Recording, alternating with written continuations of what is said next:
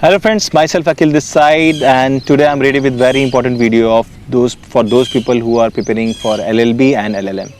Friends, सब आपने मेरे वीडियो तो देखे हैं, लेकिन आज जो हम बात करेंगे and this is very important talk because how to complete LLB and LLM in best possible way.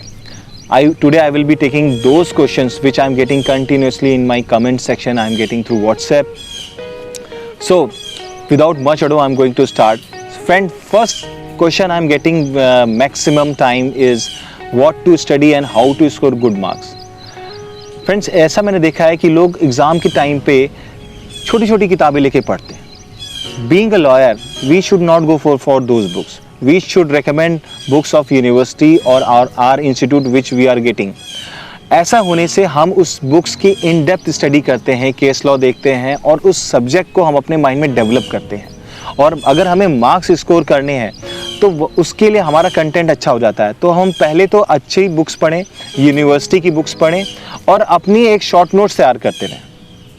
Then again I am getting very one questions that how many pages I have to write. Friends, अगर आपका 25 number का question आता है then you have to write minimum 6 to 8 pages. I repeat, minimum 6 to 8 pages. और उसमें आपको rational लिखना है, रेलेवेंट टॉपिक लिखना है. तो फ्रेंड्स, जो क्वेश्चन आता है मुझे कितने नंबर चाहिए LLM पास करने के लिए. LLB में तो रिक्वायरमेंट नहीं है 50 मार्क्स की, बट LLM में at least 50 marks you need to have. तो 50 मार्क्स में आप सोच लो LLM में कि कितना आपको पढ़ना होगा. आप एक चीज़ को रिपीट नहीं कर सकते, आप ओवरलैपिंग नहीं कर सकते, आपको सेंस लिखना पड़ेगा, आपको केस लॉ याद रखने पड़ेंगे. प्रेजेंटेशन आप कैसे करोगे, ये एक बहुत इंपॉर्टेंट क्वेश्चन है आई एम गेटिंग. और इस पर मैंने वीडियो भी बनाया है. मेरे अभी तक 50 से ज़्यादा वीडियो हो चुके हैं और मैं बनाऊंगा, सारे टॉपिक डालूंगा. Slowly steadily I will covering each and everything. लेकिन प्रेजेंटेशन को आपको कैसे करना है इसको मैं डिस्कस करता हूँ. आप किसी भी टॉपिक को लिखते हो तो उसका इंट्रोडक्शन लिखोगे, उसके टाइप्स के बारे में लिखोगे, उससे रिलेटेड केस लॉ लिखोगे. केस लॉ लिखते वक्त आप ब्लैक पेन का इस्तेमाल करोगे.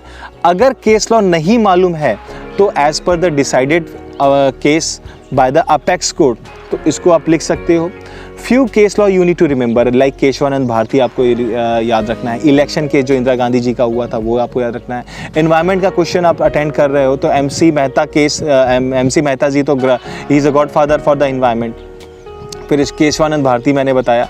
तो कुछ केस लॉ आपको याद रखने हैं. आपको हर सब्जेक्ट में कुछ तो केस लॉ का एक अलग से पॉइंटर बना लो आप. ये होगी प्रेजेंटेशन की बात. और उस प्रेजेंटेशन में मैं आपको अभी भी कह रहा हूँ कि आप डायग्राम बनाओगे. मैंने हर एक क्वेश्चंस में जो भी मैंने डायग्राम अपने वीडियो बनाए हैं उसमें डायग्राम बनाया है कि एक आपने लकीर खींची, उसमें एरो बना दिया आपने और उस नीचे उसके टाइप्स लिख दिए. एक पेज आप इस डायग्राम से कवर कर लो. अब उसी डायग्राम को आप दूसरे पेजेस में डिफाइन करो. तो इससे आपका कंटेंट भी ज़्यादा लगने लगेगा. LLB LLM में आपके पेपर कितने पेज आप लिखते हो ये भी काउंट करता है. तो जो मैंने अभी आपको पहले बताया कि इतने पेजेस मुझे कवर करने हैं तो करने हैं, उससे कम में काम नहीं चलेगा. ठीक है. सो फ्रेंड्स, इसके बाद एक इम्पॉर्टेंट क्वेश्चन आता है और मुझे लगता है ये सबको रेलेवेंट लगेगा, that I am from Hindi medium. So friends, अगर आप हिंदी मीडियम से हैं, this is not crime. I was also from Hindi medium, but one day I decided that I am going to change my language, I am going to change my thinking process. And friend, if you are from Hindi medium, then time has come. अब समय आ गया है कि आप एक decision लें कि आपको अपने आप को बदल देना है. और ये बहुत बड़ा टास्क नहीं है. इसके लिए आपको मेहनत करनी पड़ेगी. रीज़न क्या है? प्रैक्टिस के लिए, कॉर्पोरेट के लिए इंग्लिश मीडियम चाहिए. आप कॉल लेते हो, कोई लीगल मैटर डिस्कस करते हो तो लीगल आपको इंग्लिश चाहिए. आपका क्लाइंट भी आपको सोचेगा कि आप क्या कहते हैं इंग्लिश में हो, तो आपको एक वेटेज मिलेगी. और फर्स्ट ऑफ ऑल जो सबसे ज़्यादा इंपॉर्टेंट है, एग्जामिनर भी इंग्लिश लैंग्वेज प्रीफर करता है. तो नाउ टाइम हैज़ चेंज. अब महात्मा गांधी जी के टाइम पे भी लोग इंग्लिश मीडियम में ही इंग्लैंड में जाते थे और LLB करके आते थे.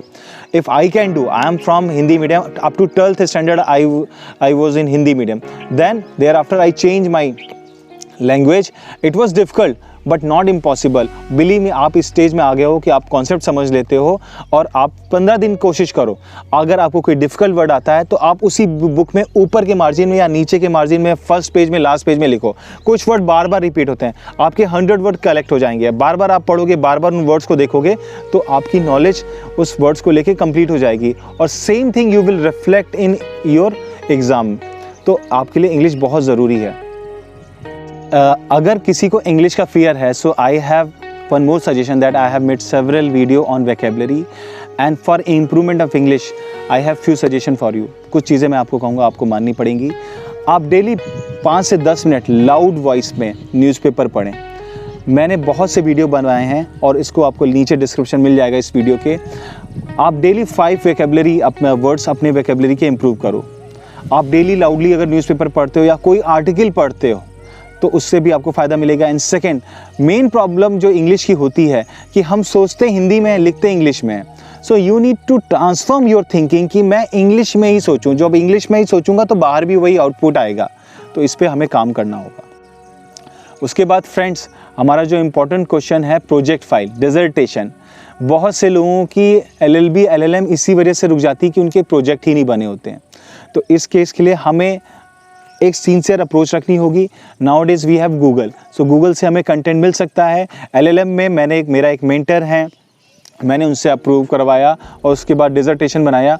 उसका भी मैंने वीडियो डाला हुआ है. उसके थ्रू आपको हेल्प मिल सकती है. 125 पेज का डिसर्टेशन बनाया, प्रोजेक्ट फाइल जिसे कहते हैं.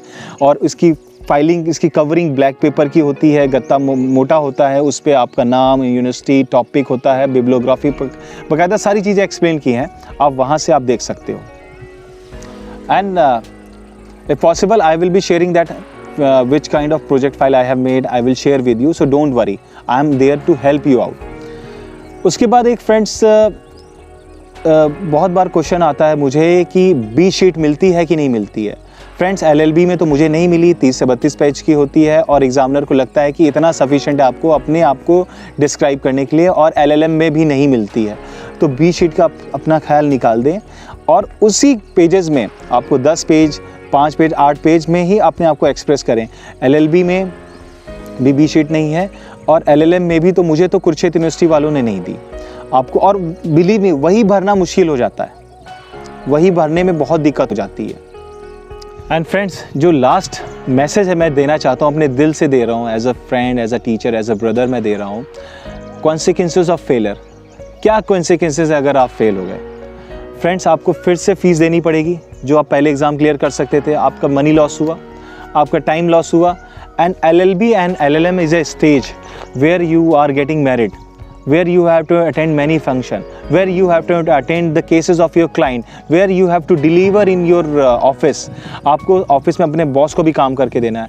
अगर आप फेल होते तो आपका बॉस फिर से छुट्टी नहीं देगा. और बिलीव मी, मैं आपको एक इंसिडेंट शेयर करना चाहता हूँ. One of my friend, her son was not feeling well. मैंने उसको रिक्वेस्ट किया कि अगर तुम्हारे परिवार में अभी और भी लोग हैं तो उनके पास अपने बेटे को छोड़ दो और आप एग्ज़ाम देने आ जाओ. उन्होंने मेरे वीडियो देखे, 4 वीडियो देखे थे, चारों आ गए थे. 80 नंबर का पेपर अटैम्प्ट किया, प्रिपरेशन की उन्होंने, और उनके 55 से ऊपर मार्क्स आए. और उसके बाद नेक्स्ट ईयर मुझे कॉल आया, अखिल अब मेरे हस्बैंड का ट्रांसफ़र हो गया है, अगर मैं उस समय पेपर ना देती तो आज भी ना दे पाती. तो this is the only right moment to clear your LLB and LLM. अगर आप सोचते हो मैं बाद में कर लूँगा तो आप गलत सोचते हो. नहीं मिलेगा टाइम, आपको इसी में ही देना होगा. और बार बार फेल होना, आपसे लोग भी मज़े लेंगे, पूछेंगे कहाँ पहुँचे, कहाँ तक रुके, आप क्या बताओगे, अच्छा नहीं है.